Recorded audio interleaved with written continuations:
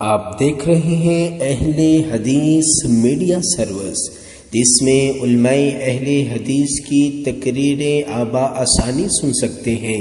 اگر آپ نے ہمارا چینل سبسکرائب نہیں کیا تو سبسکرائب کیجیے اور بیل کے نشان کو دبائیے تاکہ ہماری آنے والی ہر ویڈیو کی اطلاع آپ تک بآسانی پہنچ سکے۔ احساس اور اخوت کے پیرائے میں مسلمانوں کی ملی اور ایمانی غیرت، حمیت، محبت، اس کی کچھ باتیں ہونی چاہیے۔ اللہ تعالیٰ نے دین اسلام کو خصوصیات تو بہت ساری عطا فرمائی ہیں، لیکن اسے یہ خصوصیت بھی عطا فرمائی، والذی ارسل رسولہ بالہدی ودین الحق لیظہرہ علی الدین کلہ۔ اسلام کو اللہ تعالیٰ نے سارے ادیان پر، باطل نظاموں پر غالب کرنا ہے۔ دنیا میں ایک وہ وقت آنا ہے، چشم فلک نے یہ منظر دیکھنا ہے، اسلام کو اللہ تعالیٰ نے کبھی آدھی دنیا پر، کبھی اس سے بھی زیادہ غلبہ دیا ہے، لیکن عالمی غلبہ، نظام، اس کا تعلق کسی بھی حصے یا جز سے ہو، سیاست کی بات ہو، معاشرے کی بات ہو یا معیشت کی، تو اس کا تعلق انسان اپنے معاشرے میں کسی بھی نظام کی ضرورت محسوس کرے، وہ قرآن اور حدیث کو پڑھ لے، تعلیم حاصل کر لے، اسلام اس کی مکمل رہنمائی کرنے والا ہوگا، مسلمانوں کا غلبہ ہوگا، مسلمانوں کا نظام ہوگا۔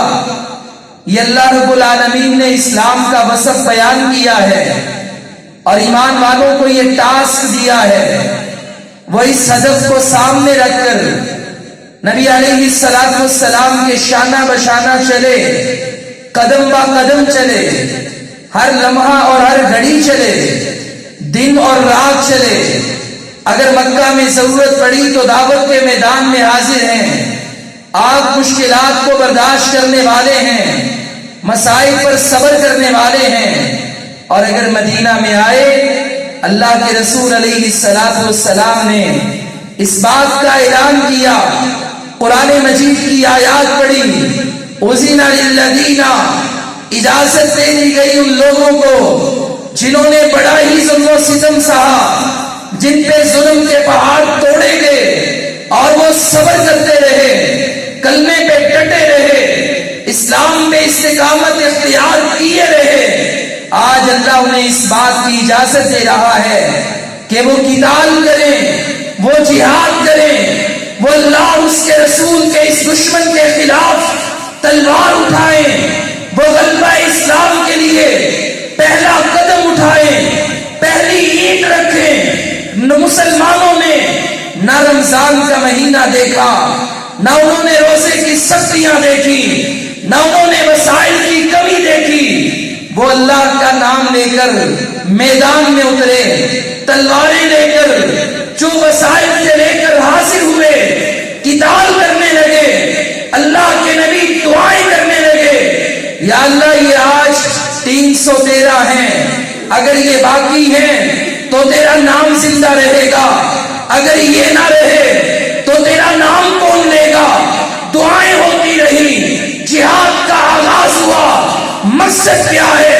لیظہرہ علی الدین کلہ، کہ اس اسلام کو دنیا کے سارے نظاموں پر، باطل ادیان پہ غلبہ اللہ نے عطا کرنا ہے، اور اس سفر کا آغاز غزوہ بدر سے ہوتا ہے۔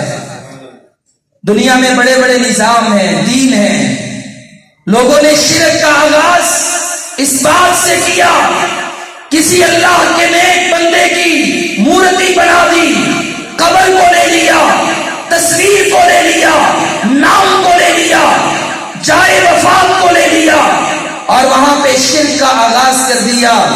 مگر دنیا میں غلیظ ترین مشرکوں میں بھی بدترین مشرک آج وہ اس پڑوس میں رہنے والے یا دنیا کے کسی کونے میں رہنے والے وہ مشرک ہیں کہ جنہیں عبادت کے لیے اللہ کا شریک بنانے کے لیے صرف انسان نہ ملے، جنہوں نے صرف نیک لوگوں تک اکتفا نہ کیا بلکہ کئی کروڑ خداؤں کے پجاری بنے۔ چوہا ملا تو پوجا شروع کر دی، ہاتھی ملا تو پوجا شروع کر دی، بندر ملا تو خدا بنا دیا۔ 1 کروڑ نہیں، کئی کروڑ خداؤں کے پجاری دنیا میں آج بھی موجود ہیں، کروڑوں کی تعداد میں موجود ہیں۔ ایک تو ہمیں اسلام اس بات کی دعوت اور پیغام دیتا ہے لِيُظْهِرَهُ عَلَى الدِّينِ كُلِّهِ، یاد رکھنا تم نے سدا رہنا ہے، یہ ہمیشہ نہیں ہے۔ تمہارا نام بھی باقی ہے، تمہارا دین بھی باقی ہے، تمہاری کتاب بھی باقی ہے، تمہارا نظام بھی باقی ہے، یہ باقی رہنے والے نہیں۔ دعوت سے جہاں ضرورت ہے کام کرو، جہاد سے جہاں ضرورت ہے کام کرو، آگے بڑھو۔ یہ مشن اور یہ جذبہ ہمیں ہمارے دین نے دیا ہے، جس کی بہت بڑی ضرورت آج اس خطے کے اندر موجود ہے۔ دوسری بات، اللہ تعالیٰ نے لوگوں کو آزاد پیدا کیا، کوئی ان کی غلامی، کوئی ان کافروں کی غلامی میں کیوں آئے؟ کوئی انسانوں کے بنائے ہوئے نظام کیوں قبول کرے؟ اللہ نے انسانوں کو آزاد پیدا کیا، یہ تو اللہ کے غلام ہیں۔ دنیا میں جب کبھی بھی دنیا غلام بنی، کافروں کے تسلط میں آئی، کافر ان پہ حکومت کرنے لگے، آسمان والے رب نے زیادہ دیر ظلم کی راتیں نہیں چلنے دیں، آخر آزادیوں کے سورج بھی دکھائے، نبیوں کو بھیجا۔ ایک بڑا ہی پیارا قصہ کئی بار اللہ نے قرآن میں دہرایا، یہ غلام کس کے ہیں، ان پہ حکومت کون کر رہا ہے، اور اس حکومت کے ظلم اور جبر کیا ہے، اللہ نے قرآن میں بیان کیے۔ قوم موسیٰ ہے، بنی اسرائیل والے ہیں، غلامی کس کی؟ فرعون کی غلامی کیسی؟ یذبحون ابناءکم ویستحیون نساءکم وفی ذالکم بلاء من ربکم عظیم۔ کوئی عام غلامی نہیں، بلکہ یہ بیٹوں کو قتل کرتا ہے، مردوں کو قتل کرتا ہے، نسل کشی کرتا ہے، خواتین کو عصمت دری کے لیے زندہ چھوڑتا ہے۔ یہ کم تکلیف کی بات ہے جب نوجوان ملیں یا بیٹے پیدا ہوں قتل کر دیے جائیں، خواتین زندہ چھوڑ دی جائیں۔ یہ اس حد تک دنیا میں نظام تھا، ان کی غلامیوں کا یہ ظلم تھا۔ اللہ نے حضرت موسیٰ علیہ السلام کو بھیجا، آپ نے آج کے ساتھ ہی کیا بات کی؟ ان ارسل معنا بنی اسرائیل، بنی اسرائیل کو میرے ساتھ بھیجو۔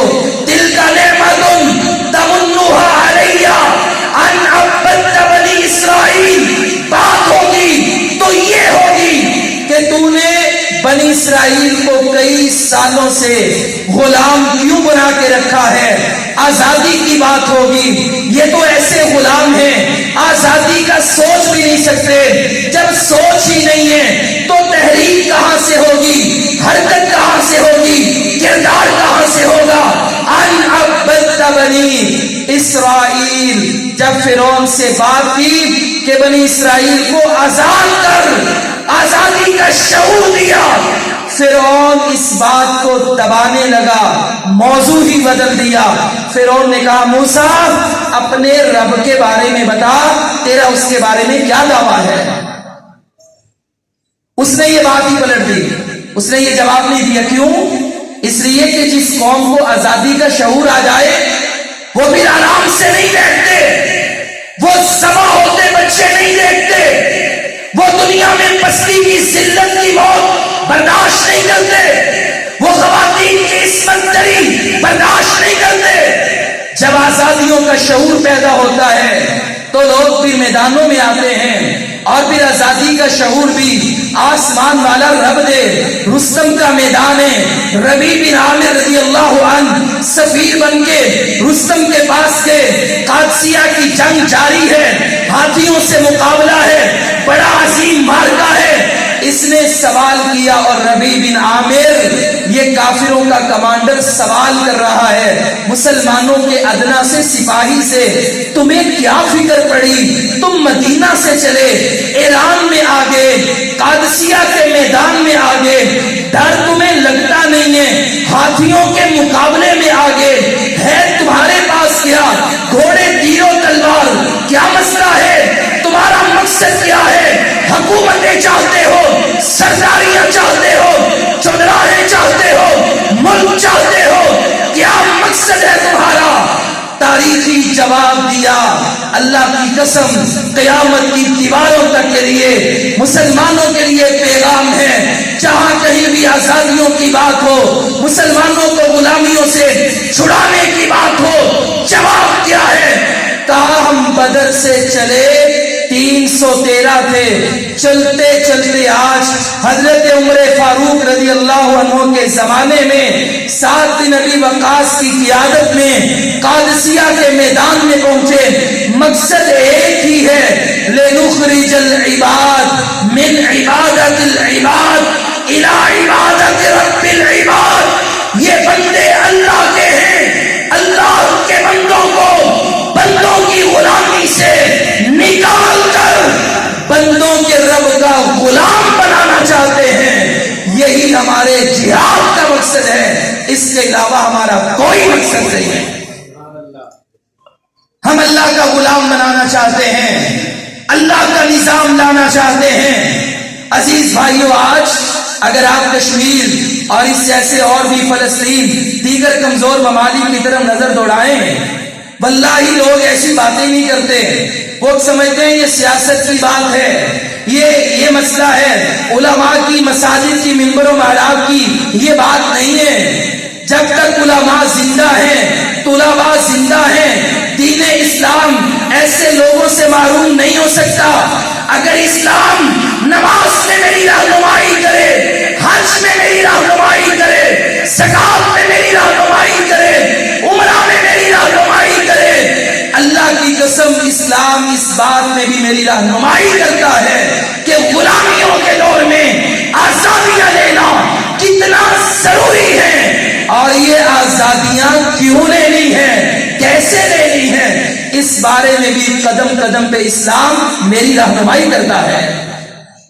آج کشمیر میں دیکھ لیں آپ, ہم تو بڑے امن و امان سے اپنے محافظین کو گالیاں بھی دیتے ہیں, اور بدلے میں جو ان کا احسان ہے, بارڈر محفوظ ہیں, امن و امان ہے, ہم اس امن و امان سے بھی مستفید ہوتے ہیں. یہ اللہ کا ہم پر بڑا احسان ہے.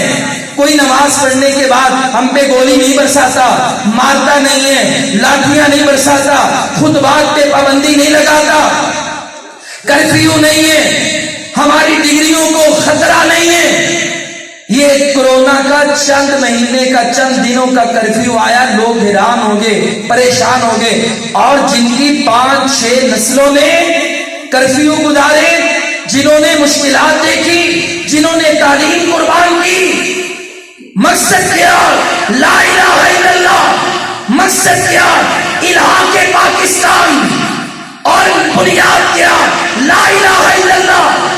ہمارا ان سے رشتہ کیا لا الہ الا اللہ. سب قربانیوں پہ نعرہ کیا لا الہ الا اللہ. پاکستان بنا 14 اگست 1947 کو, ایک مہینہ پہلے 19 جولائی 1947 کو پاکستان کے ساتھ کشمیریوں نے الحاق کا اعلان کر دیا. پہلے الحاق کیا, دشمن نے فوج کشی کی. کیوں کی؟ کچھ خطے اتنے اہم ہوتے ہیں کہ ان کے بغیر فتح, امن, کامیابی ممکن نہیں ہوتی. اگر آپ کو یقین نہ آئے, میں آپ کو غزوہ احد کے میدان میں لے جاتا ہوں. سپہ سالار ہمارے پیغمبر جناب محمد الرسول اللہ صلی اللہ علیہ وسلم صفیں سیدھی کر رہے ہیں, ترتیب لگا رہے ہیں.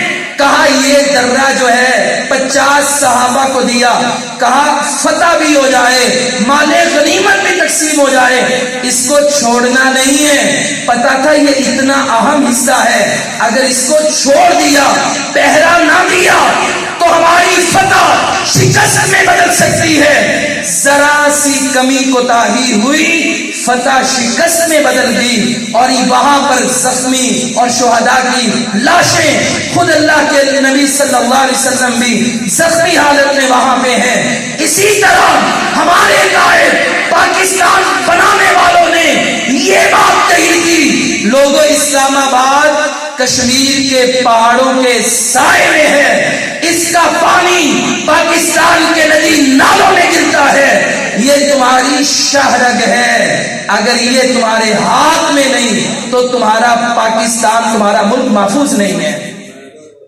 اور یہ بنیاد کیا ہے؟ لا الہ الا اللہ۔ اس بنیاد پر انہوں نے ہم سے الہا کیا، لیکن آج وہیں پہ کیفیت وہ ہے جو اللہ نے قرآن میں بیان کی، یذبحون ابناءکم ویستحیون نساءکم وفی ذالکم بلاء من ربکم عظیم۔ کرنا کیا ہے؟ آزادی کا شعور بیدار کرنا ہے کہ یہ اللہ کے بندے ہیں، ان پر اللہ کے علاوہ اور کسی کی حکومت نہیں ہوگی، اور ان اللہ کے بندوں کی پوری کائنات پہ حکومت ہوگی، دنیا کی ہر قوم پر، ہر ملک پر، اور وعدہ رب نے کیا ہے قیامت سے پہلے یہ اسلام کا کلی غلبہ، عالمی غلبہ ہو کر رہے گا اللہ کے فضل و کرم سے۔ نبی کریم علیہ الصلوۃ والسلام، آپ کو اللہ تعالیٰ نے فتح مکہ ایک بڑا عظیم تحفہ دیا، جسے اللہ نے فتح مبین کہا۔ اس کا سبب کیا تھا؟ صلح حدیبیہ ہوئی، نبی علیہ الصلوۃ والسلام اور کافر، ان کے درمیان معاہدہ ہوا، 10 سال تک لڑائی نہیں ہوگی، اور بھی شرائط طے ہو گئی۔ اب جو دیگر قبائل تھے، چھوٹے لوگ ہمیشہ بڑے لوگوں سے، بڑی قوتوں سے اتحاد کرتے ہیں۔ اب دیگر قبائل کچھ مدینے والوں کے ساتھ ہو گئے، کچھ مکے والوں کے ساتھ ہو گئے۔ اب مکے والوں کے ساتھ جو قبائل تھے، ان میں سے بنو بکر نے جو مدینے والے کے ساتھ تھے، بنو خزاعہ پر حملہ کیا، معاہدہ بھی توڑا، قتل و غارت بھی کی۔ یہ کافر ہے، کافر، ان کا سیاسی دفاعی الحاق معاہدہ میثاق مسلمانوں کے ساتھ ہے۔ اس بنیاد پر اللہ کے نبی علیہ السلام نے یہ نہیں کہا یہ تو کافر ہیں، 2-4 مر بھی جائیں تو کون سی بات ہے، کہا نہیں، ان پر حملہ ہم پر حملہ ہے، ہمارے حلیف ہیں، نہیں چھوڑیں گے، تیاری کی اپنے ان لوگوں کے ساتھ کہ جو مسلمان بھی نہیں تھے، صرف الحاق تھا، سیاسی تھا، مذہبی بھی نہیں تھا، بدلہ لینے کے لیے نکل پڑے۔ اللہ رب العالمین نے بدلے میں مکہ فتح کروا دیا، مکہ عطا کر دیا۔ یہ تو پھر مسلمان ہیں۔ یہاں پہ لوگ کہتے ہیں دیکھو جی اس وہاں پہ شیعہ ہیں، سنی ہیں اور فلاں فلاں ہیں، بھائی کلمہ تو پڑھتے ہیں نا، تمہارے بھائی ہیں، کلمے کا رشتہ ہے، اور انہیں مارنے والا اس لیے نہیں مارتا کہ وہ سنی یا شیعہ ہے، وہ اس لیے مارتا ہے کہ یا لا الہ الا اللہ کا نعرہ بلند کرتا ہے، وہ اس کلمے کی بنیاد پر اس کی جرم کی پاداش میں انہیں ظلم و جبر سے گزارا جاتا ہے۔ تو اللہ رب العالمین ہمیں اس بات کی توفیق عطا کر دے کہ ہم ان کے ان جذبات کی قدر کر دیں۔ آخری بات کرتے ہیں، یہاں پر لوگ مایوس بڑی جلدی ہو جاتے ہیں، کہتے ہیں دیکھو فلاں لوگ کشمیر کے لیے اتنے سالوں سے کام کر رہے تھے، کیا کیا انہوں نے، کیا رزلٹ، کیا نتیجہ ان کے پاس۔ پہلی بات تو ہم یہ کہنا چاہتے ہیں، معاہدہ ہوا مکہ والوں سے، کچھ ایسی شرطیں بھی ماننی پڑی کہ یہ کمزور دکھائی دیے مسلمان، مگر اللہ کہتا ہے اِنَّا فَتَحْنَا لَكَ فَتْحًا مُبِينًا۔ وقتی طور پہ حالات آئے، آپ نے جنگ کا سٹائل بدلا، صلح کی طرف آئے، لیکن اللہ کا اعلان ہے نیت آپ کی کیا ہے، مخلص ہیں آپ۔ اللہ رب العالمین نے اس کو فتح مبین قرار دے دیا۔ غزوہ موتا کے موقع پر 3 صحابہ سیما سلال شہید ہوئے۔ اللہ کے رسول علیہ السلام بشارت دے رہے ہیں کہ لوگوں اب اللہ کی تلواروں میں سے تلوار خالد بن ولید وہ آگے بڑھے، قیادت اور حملہ بڑے زور کا تھا. انہوں نے اپنا لشکر بھی سمیٹا, مقابلہ بھی کیا. آخر عافیت یہ سمجھی کہ ہم پیچھے پلٹ آئے, پیچھے ہٹتے ہٹتے مقابلہ کرتے مدینہ میں آ گئے. اللہ کے رسول علیہ الصلوۃ والسلام نے اس کو فتح قرار دیا. دوبارہ ان کے اس لشکر کے ایک امیر زید بن حارثہ کے بیٹے اسامہ بن زید نے بعد میں حملہ کیا, وہ بھی فاتح بن کے آئے. حالات غزوات میں جہاد میں بدلتے رہتے ہیں. انسان مخلص رہے, انسان نظریاتی طور پر پختہ رہے, قدم سے قدم ملا کے رکھے. میرا اللہ جذبات کو بھی رد نہیں کرتا, اور جب اس کی مدد آتی ہے, اس کے فیصلے آتے ہیں, پھر دنیا حیران رہ جاتی ہے. دنیا کے فیصلے, دنیا کی طاقتیں دھری کی دھری رہ جاتی ہیں. یہاں پر لوگوں نے آج تو اللہ کا شکر ہے کہ الحمدللہ ہم تو بھائی اس پر اللہ کا شکر ادا کرتے ہیں کہ 20 سالوں سے جو بات بالکل سخت خانے میں پڑی تھی, کچھ لوگ یہ بات کرنے والے یہی کہتے تھے کہ گلی محلے میں کشمیر کا نام لے لو, کوئی ظلم دکھا دو, کوئی قوم کو جگا دو, کوئی غیرت, کوئی اہمیت, کم از کم دعائیں کر دو, کوئی زبان ہاتھ سے بات نہیں کر سکتا, مسلح پہ ہم صبح دے دنیا کے مظلوم مسلمانوں کے لیے. لیکن آج اتنا بڑا انعام ہے کہ آپ کے پاکستان میں ہر گلی, ہر شہر, حکومت پاکستان کے زیر اہتمام کشمیر اور پورے میڈیا پر آپ کو کشمیر اس کا جو اصولی موقف ہے, جو قرآن کے بھی مطابق ہے, حدیث کے بھی مطابق ہے, جو UN کی قرارداد کے بھی مطابق ہے, پاکستان کے قانون کے بھی مطابق ہے, اور کشمیری مسلمانوں کے جذبات کے بھی مطابق ہے. آج اللہ کے فضل سے ساری قوم بیدار ہو رہی ہے. ہم اس پر اللہ کا شکر ادا کرتے ہیں. اللہ کہتا ہے لَئِن شَكَرْتُمْ لَأَزِيدَنَّكُمْ, مایوسیاں مت پھیلاؤ, جو ملے خوش ہو جاؤ, شکر ادا کرو, اللہ اس راستے میں تمہیں کامیابی اور عطا فرمائے گا. لوگ کہتے ہیں دیکھو جی یہ کوئی جہاد ہے, وہ جو تحریک چلا رہے ہیں کشمیری مجاہدین, کشمیر میں لوگ نکلے, حریت کی عادت ساری جیلوں میں, نسلیں انہوں نے برباد کر دیں اور جانیں پیش کر دیں, تعلیم کی قربانیاں دے دیں, فصلیں برباد ہو گئی, کاروبار خراب ہو گیا. دیکھو جی یہ تو وطنیت کا جہاد ہے, زمین کے ٹکڑے کا جہاد ہے. یہ جہاد کوئی اسلام کے لیے ہے. ہم ان کی تحریک کو, یہ بات ہی الگ ہے پاکستان حمایت کرے نہ کرے, کوئی جائے نہ جائے, ہم ان کی اس تحریک کو ہی نہیں مانتے. یہ تو وطنیت, زمین کے ٹکڑے کا جہاد. ہم یہ سمجھانا چاہتے ہیں بھائیوں, اتنی قربانیوں کے بعد اور کشمیریوں کی اتنی کامیابیوں کے بعد, آج اس تحریک کے اتنے عروج کے بعد بھی یہ باتیں تمہیں زیب نہیں دیتی. نہ یہ مایوسی پھیلایا کریں, نہ مایوس ہوں. اسلام چاند پہ نازل نہیں ہوا, مریخ پہ نازل نہیں ہوا, اسلام اس زمین پہ نازل ہوا ہے. اللہ کی مسجدیں چاند پہ نہیں ہیں, زمین کے اوپر ہیں. بیت اللہ کسی اور سیارے پہ نہیں ہے, زمین کے اوپر ہے. مدینہ زمین کے اوپر ہے. خندقیں کھودی جا رہی ہیں, کس کو بچانے کے لیے؟ مدینہ کو. کوئی نادان کہے گا نہیں یہ تو وطنیت کا جہاد ہے. کوئی کل بیت اللہ کے لیے کھڑا ہو, لوگ کہیں گے یہ تو زمین کے لیے ہے.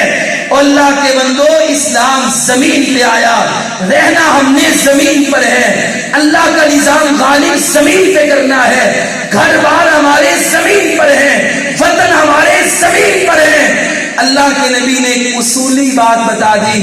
پوچھنے والے نے کہا کوئی شہرت کے لیے لڑے, کوئی مال کے لیے لڑے, کوئی کسی کام کے لیے لڑے, من فی سبیل اللہ, اللہ کے راستے میں قتال کس کو کہا جائے گا, جہاد کس کو کہا جائے گا؟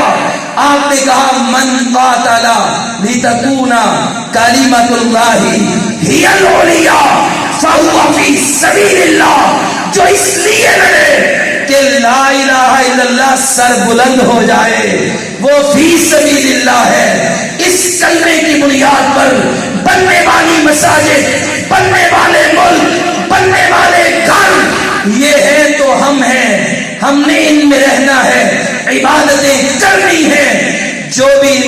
عزت عظمت اور حفاظت کے لیے لڑے گا اور اس کلمے کے غلبے کے لیے لڑے گا. ہمیں دنیا میں کسی مفتی کا فتویٰ کی ضرورت نہیں ہے. فتویٰ مدینے والے نے دے دیا. فَهُوَ فِي سَبِيلِ اللَّهِ. فتویٰ خیبر کو فتح کرنے والے نے دے دیا. فتویٰ مکہ کے زمین کے ٹکڑے کو حاصل کرنے والے نے دے دیا. فتویٰ طائف میں اسلام کا پرچم لہرانے والے نے دے دیا. عرب و عجم میں اسلام کا غلبہ کرنے والے نے دے دیا. اور قیامت سے پہلے غزوہ ہند کی نوید سنا کر مدینے والے نے فتویٰ دے دیا.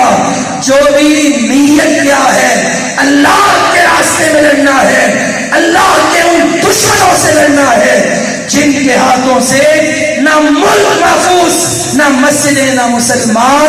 فَهُوَ فِي سَبِيلِ اللَّهِ. وہ اللہ کے لیے.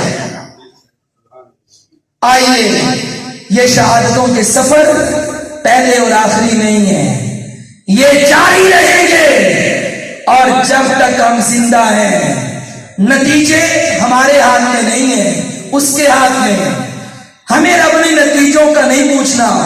1957 سے پہلے کی تحریک آزادی شروع تھی پاکستان کی. 100 سال کے بعد تقریباً پاکستان بنا.